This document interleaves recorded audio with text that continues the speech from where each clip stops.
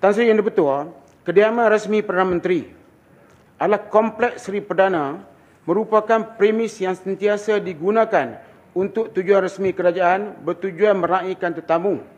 Bukan sahaja masyarakat awam dalam negara, malah ketua-ketua negara, ketua-ketua kerajaan, pembesar-pembesar dan juga tetamu asing luar negara.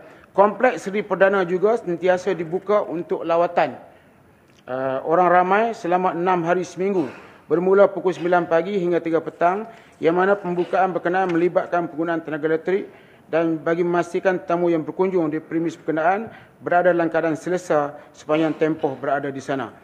Kompleks Seri Perdana seperti yang telah disebutkan, kita belanja sebanyak 2.2 juta untuk elektrik dan sebanyak 311,174 dibelanjakan untuk bil air sepanjang 2012.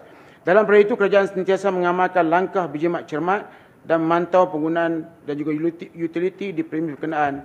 Dan langkahnya adalah seperti memastikan semua lampu bilik yang tidak diguna dimatikan, penggunaan sumber cahaya dari luar bagi mana-mana bilik yang bersesuaian, memastikan semua suis peralatan dan perkakasan elektrik termasuk monitor komputer dimatikan sepenuhnya jikanya tidak digunakan. Matikan semua tingkap tertutup bagi memastikan sistem hawa dingin berjalan dengan baik.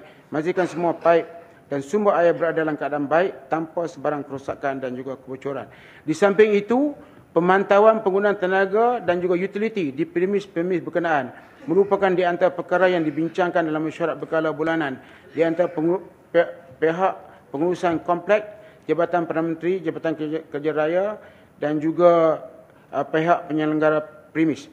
Saya menjawab Yang Berhormat Matampau, Rantau Panjang, Bukit Gantang dan juga Taping.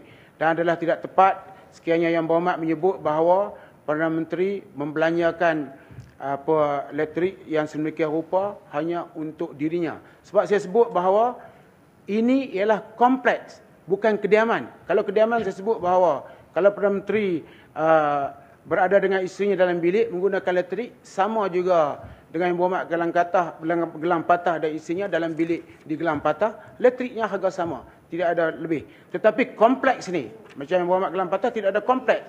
Ni kompleks ni dibelanjakan untuk tujuan tersebut. Yang Berhormat Ketua Pembangkang juga adalah salah seorang yang terlibat dalam perancangan kompleks Perdana Menteri pada masa tersebut, dan sekarang Yang Berhormat sedia maklum bahawa dia yang di antara yang terlibat merancang masa berada dalam kerajaan dulu. Sekarang tiba-tiba kita mengeluarkan pelbagai pandangan. Saya percaya perbelanjaan kompleks Perdana Menteri adalah di antara yang terendah di dunia. Menteri. Untuk makluman Yang Berhormat, pengujudan Yang Berhormat. Okay. Ya. Terima kasih Tuan Yang Di-Pertua, terima kasih Menteri. Tuan Yang Di-Pertua,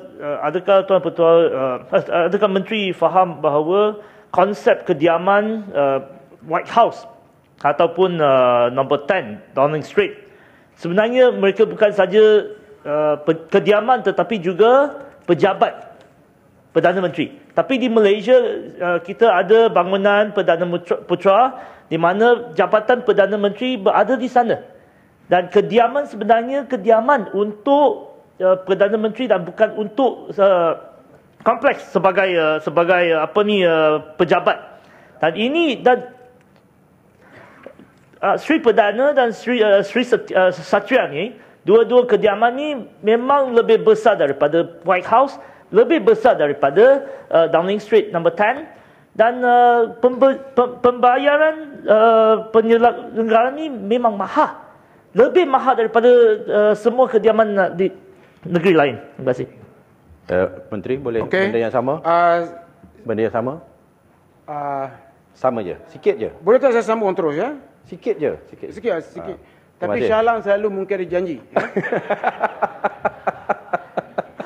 Tan Sri Speaker, bukan apa, saya hanya nak minta Yang Berhormat Menteri mengutarakan kata-katanya lah, yang seperti mana yang diminta daripada Gelang Patah untuk disebut bila disebut world tu, dunia negara mana, maka apabila Yang Berhormat Menteri sebut juga bahawa di negara-negara lain kompleks-kompleks Perdana Menteri dan sebagainya pun perbelanjaannya jauh lebih tinggi saya harap bahawa Yang Berhormat Menteri pun boleh memberikan contoh-contoh negara-negara mana yang disebutkan dan berapa juga jumlah perbelanjaan api dan air yang dibelanjakan di negara-negara yang lain. Kerana tadi Yang Berhormat Menteri sendiri sebut bahawa ini adalah di antara yang terendah di dunia. So sebelum tu Yang Berhormat Menteri kata sebut world ni kita risau. Harap konsisten dengan kata-kata menteri sendiri. Terima kasih. Bapak Menteri, kata. Konsisten. Bapak Menteri, sikit. Saya ingat biar saya ni berkaitan. Biar saya habiskan jawapan Jabatan Perdana Menteri. Sebab tu Yang Berhormat tanya soalan. Sebab apa? Sebab nanti saya tengok nanti kita hilang fokus ya. Kita nak bagi perhatian. Tak berkaitan dengan kompleks. Yang pertama saya nak jawab ni Yang Berhormat yang bertanya tadi yang membandingkan White House dengan juga kompleks Perdana Menteri. Yang Berhormat kena beritahu kepada saya berapa White House belanja untuk membolehkan saya nak bandingkan dengan kompleks Perdana Menteri.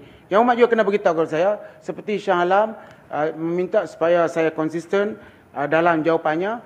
Yang saya nak beritahu bahawa saya melihat daripada segi perbelanjaan yang dibuat di kompleks Perdana Menteri itu di antara yang terendah berdasarkan pemerhatian. Saya belum dapat perbandingan secara khusus, tapi kalau Yang Berhormat nak saya buat dapatkan secara khusus, Yang Berhormat kena bagi nama, kena bagi masa sebab kita terpaksa buat perbandingan dan kita mesti mendapat maklumat daripada negara-negara yang berkenaan. Tetapi pada pandangan saya ianya di antara yang terendah kerana sistem jimat cermat yang diperkenalkan di kompleks Perdana Menteri adalah yang terbaik.